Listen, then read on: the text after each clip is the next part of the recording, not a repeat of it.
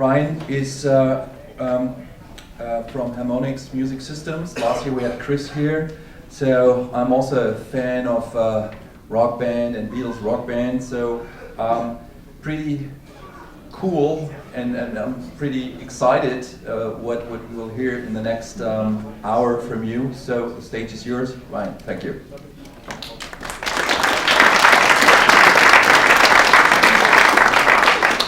Hi everyone, hope you had a good lunch. So I'm Ryan Challenor. I'm a programmer at Harmonix Music Systems on the metagame and shell team. And what that means is that I work on all of the menus and player progression that happens outside of gameplay, which at Harmonix is a song. So all like the song select screen, the leaderboards, that sort of stuff. So usually this job is just straightforward UI design. But when Dance Central came along, then it offered us this opportunity to make a totally new kind of UI with this new technology, Kinect. So that'll be the subject of this talk. I'll talk about the gesture UI that I created for navigating the menus outside of gameplay. Just go through the prototyping process. So in this talk, I'll run through the task ahead of us, and I'll run you through our process in accomplishing this goal. I'll show you a bunch of the prototypes along the way to the final product. And then in the end, I'll bring it together for some lessons that we learned about prototyping gestural input. So by the end of this talk, you'll know the journey that I went through in prototyping, and hopefully it'll be a helpful example to you next time you're prototyping something. So most of you probably know what Kinect is. It's been on the market for a while now, but I'll just run through the details pretty quickly. Kinect is a depth sensing camera, so it shoots out infrared light and has an infrared receiver. So it uses that to figure out where you are and where your joints are in 3D space, so your hands, your elbows, your feet. And it uses that to construct a 3D skeleton of you, all in real time. So Dance Central was a launch title for Kinect. And we use that skeleton to teach you how to dance and score you as you dance along to a song. And for my job in the UI, we also use that skeleton to allow you to navigate through the menus without picking up a controller or pressing any physical buttons. So when I first started working on this, gestural input was an entirely new field to me. I didn't have any experience. My only real exposure to it was watching Minority Report in that scene where he's sort of sending videos around on a giant monitor. It's the sort of thing that existed mainly in research labs and universities and R&D departments, but just as concepts. There was nothing really further than that proven out there. There are no proven products, nothing on the market that we could use as examples to follow along. So it was a pretty big challenge. We had to start from scratch with something that was like a research project and turn it into a shipping product in about 6 months. So our approach at Harmonix to creating this new UI was to form what we called a strike team out of a core group of people interested in the UI. So the principal workers in this were me, the programmer, and a UI artist. And other members of the team were the lead programmer, producer, lead designer, lead artist. We had about 8 people total in these meetings. So we'd have review meetings twice a week where we'd look at my work and our UI artist's work. And the way these meetings would go would be, they'd start up and I would educate the attendees about the lessons that I learned in the prototypes I was making. Then we'd brainstorm ideas on how to take these prototypes further. And we had to sort of sell these ideas to each other to get the rest of the team to buy in to them. And then we'd reach some consensus and come up with a list of action items. And these drove the work in between the meetings. So we would never leave one of these meetings without this list of action items. And since it was only me and our UI artist doing the hands-on work, that meant there weren't very many dependencies, and we got things done quickly. The rest of the group was just hands-off outside of the meetings. Only that action items drove the work. So there was no real bureaucracy getting in our way as we worked. So first approaching this working on this kind of UI, we had to state our problem. We wanted to be able to navigate through the game using gestures. It had to be easy to use and maybe even fun, and definitely not annoying or frustrating. Good enough that you wouldn't want to just pick up a controller after a couple minutes of using it. So to see what sort of pieces we needed to create a UI for this kind of game, we looked at our previous games, Guitar Hero 1 and 2 and Rock Band. So we saw that we needed to be able to navigate forwards and backwards in the shell. We needed buttons to specify where to navigate or perform actions. And by this I mean buttons as a UI concept, not physical buttons like on a controller. We needed toggleable checkboxes for our options screens. And we needed long, dynamically sized lists for our song list. Now, approaching this thing, it was all so unknown that we knew that concepting on paper wasn't going to get us very far. So we had to just dive in and start prototyping right away. So since we were meeting twice a week, that meant we had to iterate very quickly. We had to see new ideas with really quick turnaround, and some of our ideas were pretty crazy and out there. We had no idea if they would even work, and if it would fail, we would just get rid of it. So a lot of this code wasn't going to survive for more than 2 weeks or so. So it was sort of important just to get the code as fast as possible, which meant there were some pretty nasty hacks, but I just wanted to make it work to see if the design was viable. So my strategy for working like this and sort of writing quick but hacky code to prevent hacks from seeking into the rest of the code base was to try and contain all the hacks to just a single class. So that way I could just quickly put new behavior in without having to set up new classes that played well with the rest of our code base. And so in this one class, I would commit all sorts of grave sins, but I would just get it to work. That was my mantra, just work quickly. And then when the idea was abandoned, like most of them were, it was really easy to rip stuff out. I knew where to look, and I wouldn't accidentally muddy up our code base with leftovers. And then once something looked like it was stable, like it wasn't going to go away in a week or so, then I could rewrite it as good code. So I'm about to get down to the prototyping. We had some early brainstorming ideas that we didn't actually make prototypes of. So one idea was, since we're making a dance game, we could use poses. So you could have big buttons on the screen with an icon of a dancer, and you match that pose and hold it, and then you select that button. But that's not very scalable.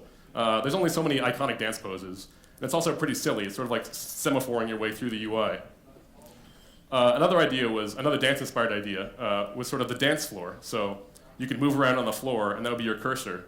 And then when you're on what you wanted, you could jump or clap to select it. But that seemed like a cumbersome way to navigate, and also pretty silly. So the first idea we did pursue was what we called the virtual desktop. So the way this worked was we would project a line from the center of your body through your hand onto this floating plane in front of you, and where the line intersected that plane was your cursor position. And it turns out, at first we used a plane, but people's hands don't really move in a plane, just biometrics and all that. So we switched to that virtual desktop to a curved surface instead of a plane, and then it behaved more like you'd expect. So once you have this cursor, the simplest thing you could do is a cursor with a hover timer. And this is actually what Microsoft uses for their Kinect guide and dashboard, and most of the Kinect launch titles have used this. But I chose not to go this route because building in this sort of guaranteed latency for navigation seemed like a bad approach. You can only navigate as fast as that timer is, and that would have to be very slow to avoid false positives. I decided that instead we needed some sort of select action so that users wouldn't have to wait around, sort of a positive gesture, akin to a mouse click if you were using a mouse. So in this situation where you have big buttons on the screen and a cursor, the most obvious gesture to select would be to extend your arm while hovering over the button. We tried two different approaches to clicks. One was if you extended your arm past a certain amount, that was a click, and another if you extended with a certain velocity, that was a click. But we had problems with this gesture. One was that when you extend your arm, it sort of moves where you're pointing. So you'd start out with the red cursor on the green button there, and you'd extend your arm, and you'd have slid off of it, and you'd miss the button. Another problem was that putting your hand in front of your body, it occludes your body, and that makes Kinect a little more jittery, especially back then in the early times with Kinect. So it was tough to stay on the button because the cursor would be jumping all over the place. So I'm going to sort of run through a roadmap of the things that we were learning while creating these prototypes. And the first thing we learned was that Kinect has jitter, so you have to be forgiving. So we made a little tweak to fix this first problem by creating what we called sticky buttons. So when you put the cursor over a button, then it would enter a highlight state. And we would keep it highlighted after you move the cursor off the button. And it would stay highlighted until you put the cursor on a different button. So this made jitter less of an issue because you could have the cursor on a button and it's flickering on and off, but the button is continuing to be highlighted. And it also made the problem of sliding off the button a little less because even if you slid off the button, you'd still have it highlighted, so you would select it at the end of your extension action. We were having problems with using a cursor though. It was really either jittery or laggy depending on how much smoothing we used. If we just used the raw data straight from your skeleton from Kinect, then the cursor would be jumping all over the place. If we added smoothing through looking at the current position and the previous frame, then that would add lag and make it drag behind you. And we weren't really able to hit proper balance between the jitter and the lag that felt right. So our solution to sort of hide the jitter the cursor has was don't show a cursor. So this is another tweak to the previous prototype.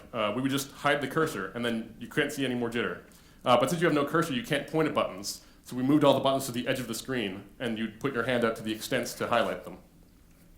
But the obvious problem this creates with no cursor is it made it pretty easy to get lost. You'd end up sort of swimming your hand around in the air, just trying to highlight the button you wanted. It's also a pretty ugly layout. The entire screen has to be these big buttons, all of the extents of the screen.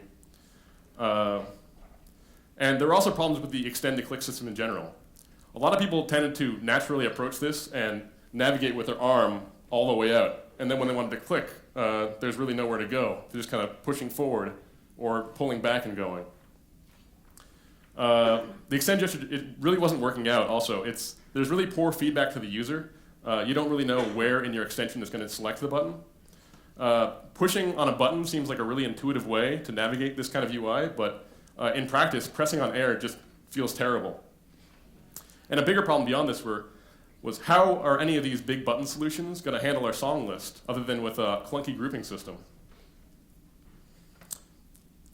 So after this, we went back to the drawing board a bit, backed off on this prototype, and came up with a bunch of other ideas that really didn't go anywhere. So one idea was we could have a shell that's arranged like pages, kind of like the Xbox dashboard. And to navigate around, you could flick your hand in a direction to move to a different page. So to get the flick direction, I would interpret the velocity and acceleration of your hand joint. But I was getting lots of false positives for directions you didn't want to go. So you'd flick one way, and then you'd get the other way as well. So I looked at graphs of hand velocity and acceleration, and I studied video of myself doing this flick motion. And it turned out that wind-ups and returns were screwing it up. So before you go like this, you tend to pull your arm back first, and after you do it, you return your hand to neutral. And both of the wind-up and the return just kind of look like flicks. So you'd be trying to travel a couple pages to the right, but instead you'd just be going left, right, left, right, left, right, just flickering back and forth. The motions are actually pretty indistinguishable. If you look and see, like, am I traveling to the right here or to the left? It's pretty tough to tell. Now, this sort of thing would work fine on the iPhone, but working in this full-body gestural system isn't like the iPhone. You can't sort of engage or disengage. It's essentially like an iPhone where your finger is always on the screen.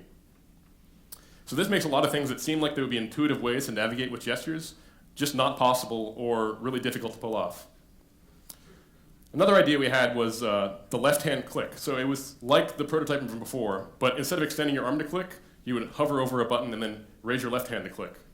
And this actually, it worked really well. There weren't really any false positives or negatives, but it felt like a pretty ugly solution. It didn't really feel like this sort of new futuristic navigational paradigm we wanted to achieve here. It just felt like a hack.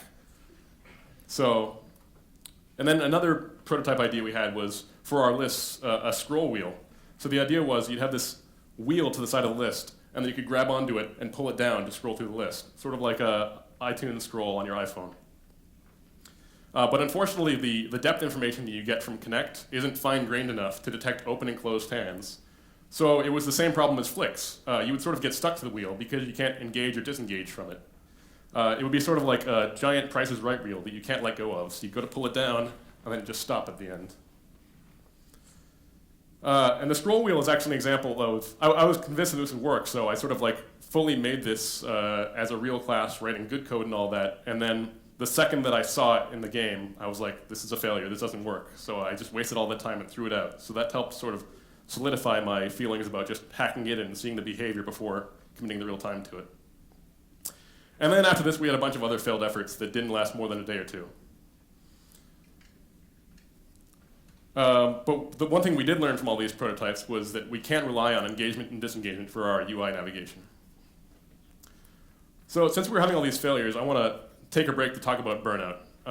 We're creating a lot of prototypes at this point, and it was really creatively demanding to keep coming up with new ideas. We were about 2 months into it at this point, and we didn't really know where the finish line was. And especially with Kinect being sort of this fledgling new technology, and it wasn't really quite there yet. It was very shaky back then. I didn't really know if this finish line was reachable. So we'd end up banging our head against the wall, just trying to solve the same problem of how do we navigate. So if you're ever feeling like this when you're prototyping, it's important just to change gears. So what I would do, I would go refactor some code somewhere, or at one point I went and got our leaderboard system to work. I worked on anything that didn't involve gestures. And I would finish that, and then I could come back to the problem with a clear head, with a fresh perspective and new ideas. So one time after taking one of these breaks, I came back to look at the previous problems, and I realized that it was important that the ARM extension didn't work for selecting things. But if we didn't use ARM extension, so we were abandoning using the depth axis, we still have two axes available for selection. So that's how we came up with slide buttons. So we could use one of these axes to highlight and the other for selecting. And what we do, we would hide the cursor, but we would use the cursor's position. And the cursor's vertical position, the y-axis, would control the highlight, and the cursor's horizontal position, the x-axis, would control the selection action. And there were actually a couple different ways that we could lay this out. We could have the one I just described. We could have buttons along the top, and you pull them down. You could have buttons in the middle, and you pull them in either direction for the direction you want to navigate. So the way it worked was you would highlight the button, and then you would slide it across the screen. And then when it reached the end of the screen, then you would have selected that button. So one huge positive that this had was we had visible feedback for seeing how close you were to selecting something. So if the button was halfway through the screen, then you knew you were halfway to selecting it. And it sort of prevented you from not having any feedback. So this was our best effort so far, but there were still problems with it. One was that sliding a big button across the screen like that, it looked pretty weird. And the other problem was there was no way to disengage from it. So it would work fine when you were trying to use it, but then the second you turned to talk to your friend and were just gesticulating with your hands, the whole thing would be freaking out and moving buttons all over the place. And also, there was still no visible cursor, so it was still easy to get lost. You'd still have to swim around to find where you were. Some people, the artists in particular, they saw potential in this idea, and they thought that we could fix these issues, but we moved on and sort of backtracked on a previous idea and decided we do need to show a cursor. Kinect was improving by this time, and jitter was less of an issue, so we could get away with showing a cursor. And I thought of sort of a new metaphor for thinking about it. The cursor is kind of like a pen on a piece of paper that you can't lift. So I thought in that kind of environment, what kind of UI could you create? And we came up with what we call notch buttons. So we would have these buttons on rails that had notches on them that you could lock into. So you'd move the cursor into a notch and then pull it along. And when you pulled it to the end of the rail, you would select that button. So this had a bunch of advantages. One was that there were very few false positives. It was very hard to accidentally put the cursor into a notch and select the button you didn't want to. It looked really cool if you were good at it. It looked kind of like the Minority Report thing, where you'd sort of be conducting your way around this UI. And it was also very flexible for layout. You can see I just sort of like haphazardly put these buttons here. You could put buttons wherever you wanted. And you could even have special sort of buttons, like you could have a double-ended button that you use to scroll up and down in a list. So a lot of us got really confident in this idea, but other people had problems with it. One was that there was a really high learning curve. So like, I got really good at navigating like this, and a couple other people did, but some people just couldn't get it. They had trouble, they felt like they had to sort of steer the cursor around the notches, and they had trouble sort of locking into the notch they wanted. So the thing we learned from this was, even if you have a cool UI, it needs a really fast learning curve. So a little tweak we made was something we called magnet buttons. So these are just like the notch buttons from before, but it helped people who had trouble getting into the notch. So you move the cursor along, and the cursor would, when you got close enough, would attach onto the center of a button. And then you'd pull it along the slide to select it, or you could pull in a different way to detach from that button. But there were still problems with this version. With both the notch buttons and the magnet buttons, the cursor behaved weirdly when you're locked onto it. Normally, it's the cursor is wherever you're pointing, but when you're locked on, the cursor is being affected by these things in the environment. So you'd be pointing over here, but the cursor would be stuck over here on a button. So we tried to add feedback to help that. In one version, we tried showing you sort of where the cursor is and then where the cursor wants to go, but that was confusing to people. In another version, we tried sort of stretching the cursor in the direction it wants to go, but nobody picked up on that either. Both of them looked pretty weird and were confusing to the user. And another problem was that the magnets made it simpler to engage with the button and select something, but it made it harder to disconnect. So it created more false positives. You could accidentally select something when you're trying to get off of that button. We were also having overall problems with the cursor again. Nobody could really agree where the cursor should be. Using your body as a pointing device is kind of undefined. There's no conventions. It's not like you don't have the context that a remote control gives you, where you're holding this device and it has a defined axis for where it's pointing. Some people thought that you should go from the center of your body through your hand, and that's where you're pointing. Some people thought it should be from your eye through your fingertip, and that's where you're pointing. Some people thought the direction of your forearm is where you should be pointing. Nobody could really agree. And also, another bad side was the artists they didn't like the idea of a cursor. It's sort of like we have this opportunity to create a whole new kind of UI, and we're just going with a cursor, which is sort of an ugly and already defined system. So we changed our minds once again, and we dropped the cursor for good, and went back to the last prototype we had that didn't have a cursor. So changed our minds, don't show a cursor, and in fact, don't even use a cursor. So we went back to that slide buttons that we had before, and I told you that there were some supporters of that idea. I really didn't know what we could do with these slide buttons, but luckily our UI artist, Mike Krentz, he did have an idea. So he made a mock-up video of a treatment in Maya. Here that is. This will probably look pretty familiar if anyone's played Dance Central. So once I saw this, all of a sudden it all made sense to me. It was sort of a turning point for me. Everything made sense. This polish that he added just fixed the whole concept for me. So the way it worked was we had these ribbons that ran across the screen. And there was no cursor to tell you where you were, but the buttons would the ribbons would swell when your hand got near them. So that was sort of like a virtual cursor. It told you how close you were to something. And then there would be an animation that showed you the progress of the select action. So in this example, when the ribbons straighten out, you're selecting. And so instead of just using the cursor's X position to select, I decided we should create a more deliberate swipe action. I'll touch on that later. And instead of using the cursor's Y position for highlight, I just simplify that to being the height of your hand in between your shoulders and your hips. So now we had this ribbon UI design. And to make this feel all even better for the user, we would filter input to make it all look smooth. So I learned a lesson about filtering, working on all these gestural input systems.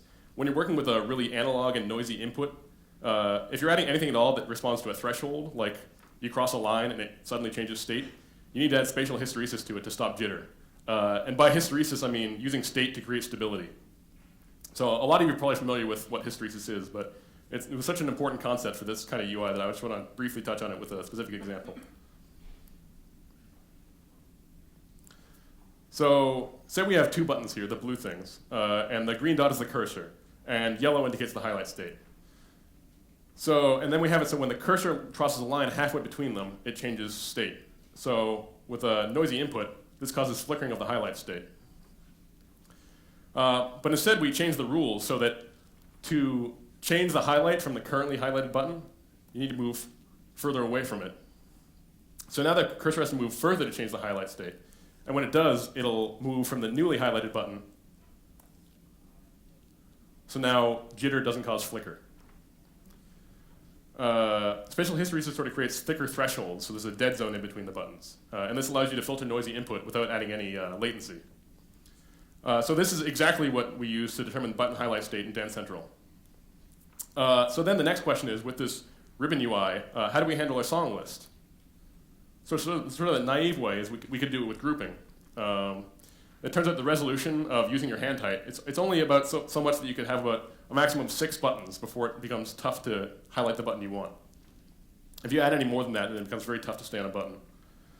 So if we want to use grouping, we need a previous and a next. And then that only leaves 4 slots for the actual items in the list. So you only get a really tiny view of the list. And if you wanted, say, the 20-second song, then you'd have to hit next 5 times before you even saw the song. And I don't know our actual DLC plan, but there could potentially be hundreds of songs. So I can imagine a situation where if it was like this, you'd have to swipe next 50 times just to get to the song you wanted. Another problem is that grouping sort of implies a category, like these songs are related, and we didn't want to sort of imply that. So I thought that these long lists need to be continuous. So instead, I made it so we do show you the whole list continuously. And we do have sort of 6 ribbons here, but I've hidden the top and bottom ribbon. So the 4 middle buttons are used to select songs. And if you hover over the top or bottom button, then that initiates scrolling in that direction. And if you move your hand further in that direction, then we increase scroll speed. So this is how we scroll in Dance Central. Actually, I haven't seen any other Kinect UI that sort of solves this problem of a big group of selectable items. So I told you earlier with these ribbons, we decided to use a new swipe gesture for selection. So how do we detect what a swipe is? So to demonstrate what a swipe is, I have a video here with me with my mannequin assistant, who I named Swipey. So there he goes. It turns out that when working on a Kinect, it's pretty important to have a mannequin. It's really important for two-player mode and for setting breakpoints. And so when Microsoft visited us, they thought it was funny because this was the third mannequin they'd seen that month at a developer. But ours was the only one that actually functioned and could use the game.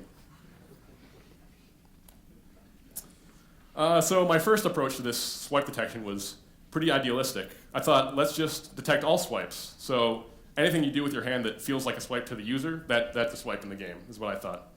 This is before we had thought of using animation feedback to show you how much progress you had. So the obvious problem with this approach is that nobody swipes the same. Some people swipe really big, some people just go small, some go fast, some slowly, some start with their arm out here on the side, some start with their arm out in front. So tuning a filter to try and match this idea, everyone's idea of a swipe, was really tough. Filter is a term that I'm borrowing from Microsoft. It's a gesture filter for taking gestural input, interpreting it, and then performing some action with it. So a filter is just code that looks at like the hand's joint position and decides what to do.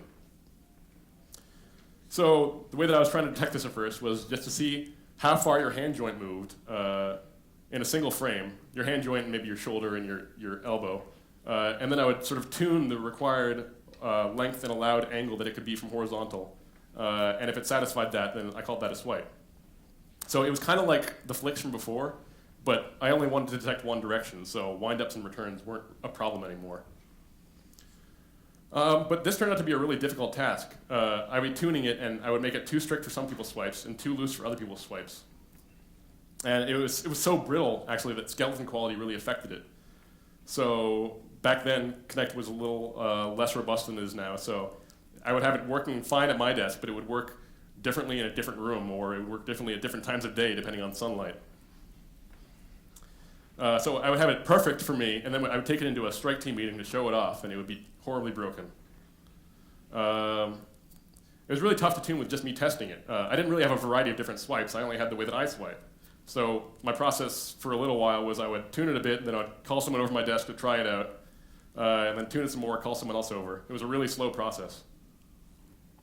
So I had an idea that maybe I could just record a bunch of different people swiping, and then while I'm tweaking tuning, I could run these sort of functional tests that automatically tested everyone's different swipes and make sure they were all still satisfied with every tune that I made. But one problem with this is, what if someone had some crazy swipe that was outside my sample set? I wouldn't be satisfying that. And then even with these tests preventing my mistakes, writing this filter would still be really difficult. It's really tough to teach the filter. So I thought of an easier approach. Instead of trying to train the filter to match how everyone swipes, instead I would make a filter that satisfies one type of swipe really well, and then I would train all the users to swipe like that. So the way we would do this is by giving animation feedback to show how well you're swiping. So if you don't swipe enough, then you sort of see it only move a little bit, and you have to swipe further, and that selects it. And that way the user learns which swipes work. And it turns out it was way easier to train the users than it is to train my filter. So the thing I learned here was to teach the user rather than try to figure out what they want. So now I had to write this filter. So a swipe is, once the hand starts moving horizontally, I track it and see if it moves far enough and in the right direction. So to detect this at first, I thought I would take an idea from pen-based gesture systems and just sort of have a trace a path drawn by your hand joint. So I would trace out the path of your hand, and now we're tracking over multiple frames instead of just a single frame. And if the path is straight and goes far enough, that's a swipe. And if the path doesn't stay straight enough, then I cancel the swipe. So for each frame, I would allow the angle of the path to be a certain number of degrees from straight across the body. And if it's not, that's an error. Then I would allow for a certain number of error frames before I canceled that swipe. And then to make sure you were selecting what you wanted, I made it so that if you swiped past a certain amount, that blue line there, then you would stay on the button you were on. So even if you moved down, you would still select the button you started swiping on. And so this worked pretty well, but there were some problems with it. One was kind of minor, but you couldn't sort of slide back and forth on a button. The second you sort of pulled back, it would disconnect. And that would be kind of a nice feature and make you feel connected to the UI better.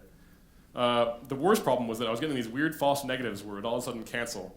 And then sometimes false positives right after that where it would select a button that you didn't intend to select. So you'd almost have selected the button you wanted, and then all of a sudden everything would jump and you'd have selected the wrong button. And tuning out the sort of the allowed angle threshold and the number of errors allowed wasn't fixing it. So without making the requirements too loose and causing a bunch of false positives for people. So I looked at recordings of skeletons of me performing this action, and I sort of viewed it from different angles, and I saw what was going on. It turns out when your hand is pointed straight at the camera, because you're occluding much of your body, your hand joint kind of jumps. So it jumps backwards and creates a false negative like that. And then if you keep going, then it figures out where you are and jumps back to the position it finally sees again. So that would create the false positive on the wrong button. Because you would get to here and it would allow you to switch the button, and then it would select the wrong one. I saw that getting this sort of perfectly straight path that I wanted was going to be unreliable with unsmooth skeleton data. But I needed low latency, so I couldn't smooth the skeleton joint positions. So I had to switch my approach out to be something more forgiving. So this goes back to my first lesson, which is Kinect has jitter, so you need to be forgiving. So here's the new approach. Instead, I make it so that your swipe must stay inside of a pyramid shape. So this is just a 2D view here in the diagram, but extend this out to a 3D pyramid shape. So in the diagram, the tip of the pyramid is where your hand starts, and the center line there is the one you're trying to follow with your hand.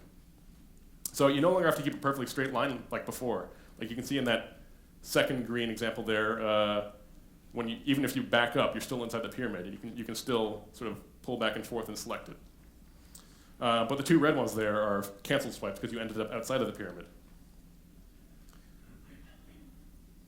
So the distance you move down the center of the pyramid line contributes to your selection progress, and any deviation from that center line detracts from the progress. So if you're keeping your arm perfectly straight, then you have to move a very short distance, and if you're kind of moving wildly, then you have to move further before it selects. So this allows it to sort of adapt to different people's styles. And then if you ended up deviating from that center enough, then I cancel the swipe entirely. So this type of detection was actually a lot simpler than the previous type, and it worked a lot better. And as an extra little tweak, I noticed that people sort of swipe towards their bodies, so I didn't detract from that deviation. And this is the gesture that we use for swipe detection in Dance Central. So now that we had this swipe gesture, we had to teach people how to use it. I saw that most people in playtests could pick it up right away and just sort of understand automatically. But then other people struggled. We saw that in a group of people that struggled, as soon as one person figured it out, then everyone can do it. So that showed us that the swipe gesture is very learnable by example. You just need to see it happen. Someone just needed to see it. So to teach people, I thought that maybe we could just guide the player to do the right action, and then they're learning from their own example. So this is the part where I was supposed to switch to the Xbox and show you the tutorial, but we couldn't get that hooked up, so you'll have to imagine, or maybe you've played it. So the way we accomplished teaching people was to put sort of a light passive tutorial on the opening screen, which would be the press start screen in most games. And we would show the player their silhouette and overlay arrows in their hand to guide them. So you'd have an arrow in your hand, a dot on your hand here and over here. So you'd go, oh, well, I guess I need to put my hand up here. And then it would switch to an arrow pointing across your body, and you go, oh, I guess I need to do this. And then in following this guide, you're performing the swipe gesture. So that way, people are learning the motion from themselves. So people who didn't understand it could follow this tutorial, and it would show them what to do. But if you already did know what to do, like if you played the game before, then this doesn't really get in the way. You can just swipe, and it's not obtrusive. And then the people who are new to it, after they swiped and did it like this, they see the next screen, and it doesn't have the tutorial, but they know they can just repeat the gesture from before, and that's how they learn to navigate. So putting everything all together, here's what it ended up looking like. We have a vertical list of buttons with feedback for your position in the list. You swipe to select a button with feedback for how many you've swiped. In that original concept video, it has you sort of straightening out the ribbon, but people had trouble picking up on that, so we switched it instead to sort of a short slide. So you move the white arrow there into the black arrow, and it pulls the ribbon along. And in addition to using animations, we use sound for feedback. So there's a sound attached to the swipe motion. You can hear it sort of going attached to your hand. And then for scrolling, there's a sound that pitches up. It gets louder and pitches up when you're scrolling faster in either direction. And it turns out the sound was really good feedback, especially for scrolling. We don't have any visual feedback for that. The sound was the perfect feedback we found for that. And then to prevent the shell from freaking out in the situation where you turn to your friend and talk to them, I made it so that you would disengage from the shell if you dropped your hand to your side, or you crossed your arms, or you faced away from the camera. So we have all the pink ribbons over there you control with your right hand. And then to go back, you use your left hand and swipe that back button down at the bottom there. And what we saw in playtest that some people, they did well with the right hand, but they had trouble figuring out that they had to use the left hand at all. And we tried a lot of sort of clever solutions to try and hint that we want to use your left hand to hit that blue button there. Nothing really worked out, so we went with a pretty simple solution to put a little label there that says left hand. And then after that, nobody had any trouble figuring out to use their left hand. It was a little clunky, but it was more graceful than adding sort of a whole tutorial just to show you to use your left hand. So I have some charts here to show how effective our UI approach was. So this is a survey conducted by Microsoft of 432 users in their Kinect beta program. So of the UIs in Microsoft's beta, 2/3 of all users preferred our UI to the other ones. All the other ones used sort of the cursor, hover, and wait paradigm. And from the same survey, usability specifically for Dance Central's UI, over 2/3 of users found our UI very easy to use. Over 90% found it at least somewhat easy. And very importantly, 0 users found it very difficult to use. So these were pretty successful results for us. So I'm just going to wrap up with some lessons that I learned in going through all of this. So it's important when you're making prototypes in unexplored fields that people don't understand to have a bit of polish to sort of give you the right context. So generally with prototyping, you just sort of want to get the concept out there. Like, we're all game designers and we're familiar with games, so say you're making a 3D platformer, you can just have a cube jumping around and everyone knows what that means. They know that there's supposed to be a character there. But if you show that to somebody who doesn't know what games are, then they'd be like, well, that looks stupid, there's a cube jumping around. And that's sort of like the situation we were in with gestural input. We're all unfamiliar with it, so if something felt bad with it, we didn't really know why. With any new idea I had, even if it was sort of like secretly a great idea, if I just put it in front of the whole group as a raw prototype without any polish, it would get shot down immediately. Nobody understood why it felt bad, they just knew that it was bad.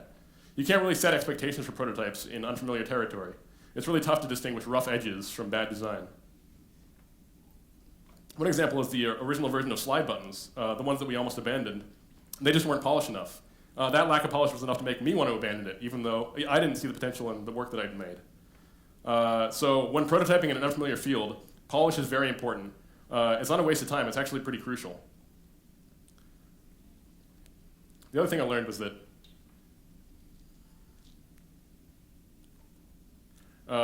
programs who are prototyping sort of need to be designers. I did my best to keep everyone educated about what I was learning in creating these prototypes, but I can't really communicate everything. I was the only one really getting my hands dirty, so I wasn't the only one with all the information. So I was the one who was able to make sort of the most informed decision about where to go next. One example of this was when we were working on that click gesture, and we all saw that the arm extend gesture wasn't getting us anywhere. But I knew what other tools were sort of available to us because I was familiar with the field from working on prototypes. So I thought, if we abandon using that depth axis, what do we have left? And that was how I came up with that initial slide buttons concept, with using the other two axes. The other thing I learned was sort of, don't just think, prototype. So with something like this, you can't just talk it out in concept without having anything to look at. You end up trying to figure out problems in something that doesn't exist yet, and just sort of talking yourself in circles. And it turns out, especially in working with gestural input, following your intuition, turns out it's a really bad guide, like the scroll wheel or the extend your arm to click. So much of what seems like it should be intuitive just isn't in practice, and concepting on paper doesn't get you very far. So it's important to prototype as early as you can, and let bad ideas fail quickly so you don't waste too much time on them. You sort of want to talk until you have enough information to make something, and then stop talking and start prototyping. It's really tough to be able to come up with great ideas from scratch. That's sort of a rare gift. But it's much easier to edit designs of things that already exist. So early prototyping allows you to take a half-baked idea and make it exist, and then iterate on it until it becomes a great breakthrough idea. And I've discovered since working on this that applying this policy of early prototyping is working well for me in all fields of development, not just working on gestures. And I'd recommend that everyone sort of follow this early prototyping method. So that was the journey that I went through in creating Dance Central Shell. Hopefully it proves to be a useful example to you next time you're working on gestural input or just prototyping in general. Dance Central's in stores now, so go buy it and check out the UI. Learn some new dances while you're at it. Thanks for coming to my talk.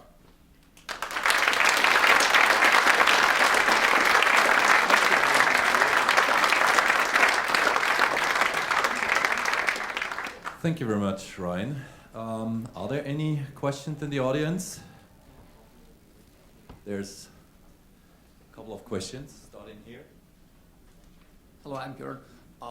I don't work with the Xbox or Kinect, but what I'm seeing is a quite fundamental framework of techniques to get these gesture interfaces to work. So is this open to copy by others, or have you patented the shit out of it? I'm not sure. I think that you're pretty open to, there might be some patents, but I think go for it. Okay, because it's awesome, thanks. Thank you. Just a question, how have you addressed the issue of people being left-handed? Can they still use it, so do you have an option to be There's no option. So at first we thought it was going to be really important to make sure that, like, especially with cursors, it'd be like righties and lefties are fine. Well, you have to slide and you have to slide left. Yeah. With your left key. So we were really concerned that, like, lefties, it would be totally, like, people would approach and be like, what, this doesn't work at all. But then once we made it and we put it in front of people, and you sort of, like, the visual layout has the buttons over on the right side of the screen, even when lefties approached it, they put their right hand up. It just sort of made sense. So it turned out, it was early on, we were like, how do we solve the lefty problem? And we just sort of kept pushing it aside. And they're like, I don't want to think about this yet. And then once we made it, it was like, oh, this wasn't a problem. That's sort of like the concepting on paper and sort of following your intuition can lead you down a bad path and thinking something will be a problem. And then if you have a prototype and people try it, then you go, oh, well, our intuition was wrong. And then it works this way.